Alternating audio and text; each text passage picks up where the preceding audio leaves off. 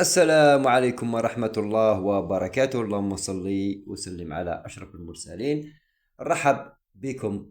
دائما معكم سيف في موضوع مهم جدا، بما أنه كاين بعض الأصدقاء راهم بداوا الإنتاج ولا اللي كاين له قريب يبدأ. إن شاء الله هذا الموضوع راح يفيدك تخبيه من درك وتتبع واش راح نقول لك باش تبدأ تلقم. أكثرية المربين راهم ينجوا يحسون على جال التلقام، صح؟ وقتاش نبداو نلقمو فرخ الحسون وكيفاش نلقموه؟ شوف، دوك ما نحكوش على حكايه تاع لقمو بالبيضه ولقمو. انايا عندي في السلاكه التليفون هذا راه معروف، راه عندي في سنوات ملي تبدا الطيور ما قبل الانتاج وانا داير التغريد باش نحفز الطيور على الانتاج، وكذلك كي تحضر الانثى ويفقسوا الفراخ من كوشلاتي نبدا نحفظ بهم تلقائيا، صح؟ انت كيفاش راح تخدم؟ حبيت تخدم كيفي اخدم، حبيت تخدم بالطريقه الصحيحه خدم. شوف، حنا نروحوا للوقت اللي يبدا فرخ الحسون نحسو انه بدا يكونسونطري، بدا يفهم، بدا يتعلم ياكل، بدا يتعلم ينظف الريش تاعو، بدا يتعلم. هنا واش تكون من اليوم العشرين اليوم الخمسة وعشرين، يعني معناتها كي يكون الفرخ في عمره 20 يوم تبدا تصنت فيه ولا تلقم فيه. وهذا التسميع راح يكون لمدة 90 يوم. كيفاش؟ كيكون إلا بدينا نلقمو الفرخ وهو في عمره 20 يوم، نحبسوا له التسميع في عمر 3 أشهر و20 يوما، يعني المدة تاع التسميع راح تكون 3 أشهر اللي هي 90 يوم. علاش؟ آه الفرخ نتاع الحسون كي يلحق الوقت هذا راه يبدأ يخلط، راه يبدا يجخمن ولا يجخنن ولا كل واحد واش يقول، معناتها كل بلاد واش يقولوا. صاي هنا الفرخ ما عادش كي نقولها حنايا يقبل حتى شيء. صاي يكون ديجا تبلور في الذاكره نتاعو هذا التغريد اللي راه يسمح به. شتا هي اللي لازم تاكد عليها؟ نوع التغريد. شوف، انا التغريد اللي نستعمله هذا ما طلقته فيه حتى قناه، هذا خادمه الروحي، خادمه الروحي. علاه ما طلقتوش؟ لانه كاين واحد الناس يتفلسفوا ينتقدوا بزاف ويكرهوه. شوف التغريد هذا، شوفه، اسمع مليح واسمع النوطات شحال متقاربه.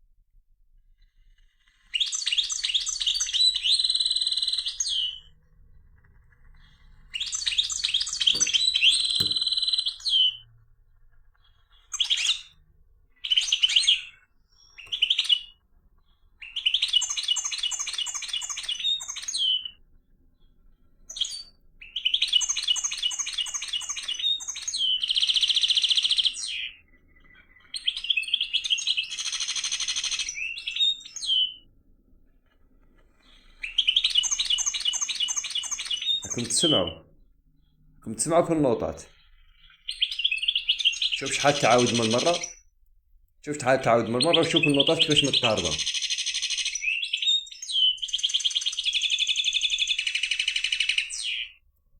وشوف شحال فيه المقطع هذا، شوف فيه 27 دقيقة. معناتها إذا حب مقطع مليح وحاب تسمع الفرخ، المقطع المقطع يكون ما يفوتش نص ساعة، وتكون اللغة واضحة ويكون الصوت واضح، كذلك يكونوا النوتات متقاربة.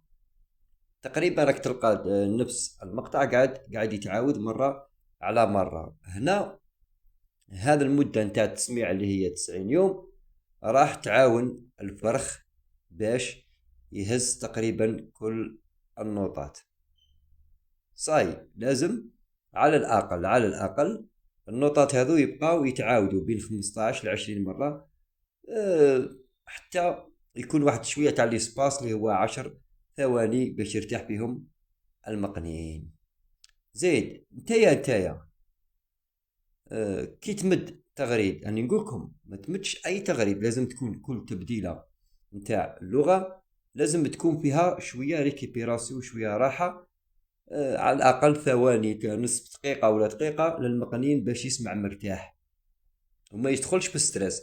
لأنه فرخ الحسون تا كي ديرلو شون قوي يبدا يضرب يضرب يضرب يضرب، هنا الفرخ ما يقبض والو، يبدا يتقلق، يبدا يدخل في ستريس وما يحكم والو.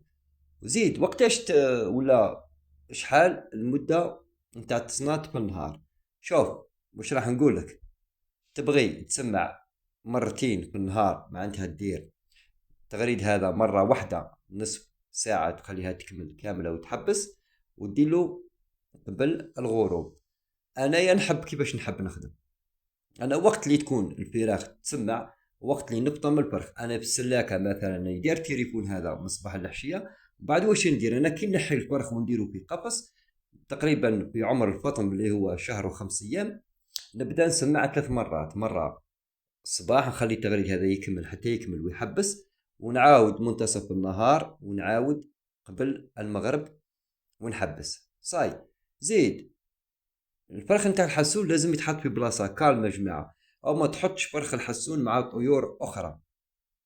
صاي. هي من الاحسن، من الاحسن لما تكون تلقم في فرخ نتاع حسون لازم يكون وحده، ما يكونش معاه فراخ اخرى، لانه قاعد الفراخ الاخرى تكون رافده تغريد واحد اخر وتبغى تخلط في الغناء، تخلط له كلش ويولي يرفد لك نوطات خاطين ويولي تخلط في بعضاه. هنا تروح له كلش، يولي يخرج لك حاجه واحده اخرى كاع ماشي حاجه اللي لقمت بها. صاي. زيد واش دير نتايا درك الفرخ نتاع الحسون هذا راك لقمته، قلنا 90 يوم وتخليه يخلط.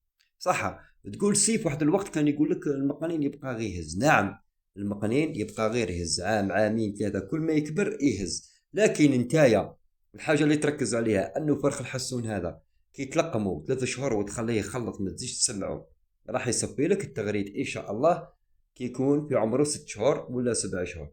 كي يكبر المال هذا ويبلغ تقدر تزيد تسمعه، معليش يقدر يقبل بعض النوطات تسمعه. لكن انت يا كي يكون في عمره 25 يوم وانت تسمع فيه عام كامل ما تحبش، هنا ما راحش يصفي لك التغريد وراح يدخل في بعضها ويتخلط، لانه ما خليتلوش وقت باش يبدا يخلط وباش يرتب النوطات نتاعو.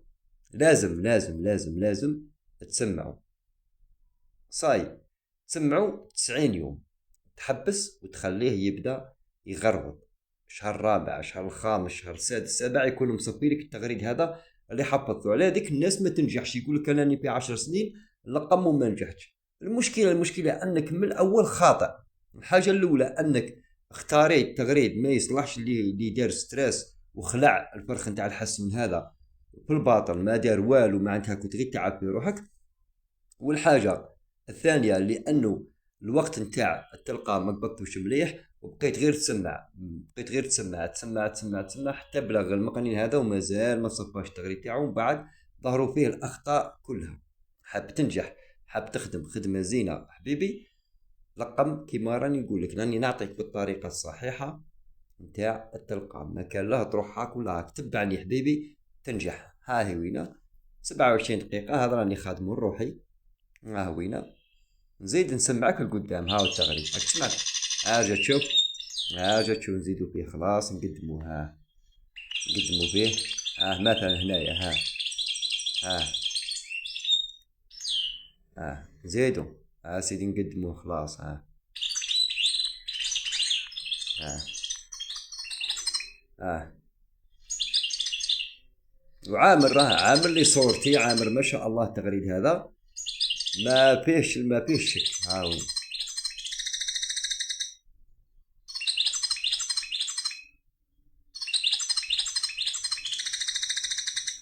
هاو هنا اسمع. شوف كيفاش عاود يرجع للنقطات هذو. لازم المقلين لازم يدخلوا في راسه، لازم يدخلوا. ها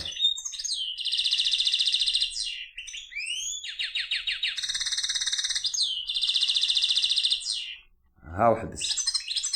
هاو بدا. تشوف الثواني هذو، هاد الثواني يفيدوا المقنين، ماشي تاع حط له ملي يبدا هو جا نقصوا له باش ما نديرونجيكمش.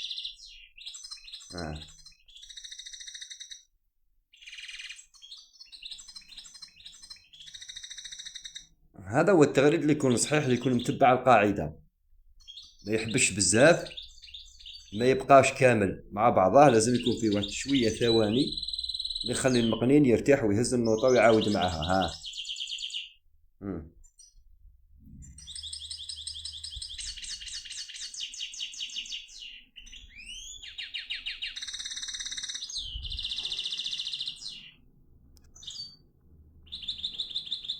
المهم خاوتي، ان شاء الله تكونوا استفاديتوا. تبعوا واش راني نقولك، ان شاء الله تنجح في التلقام، وشكرا.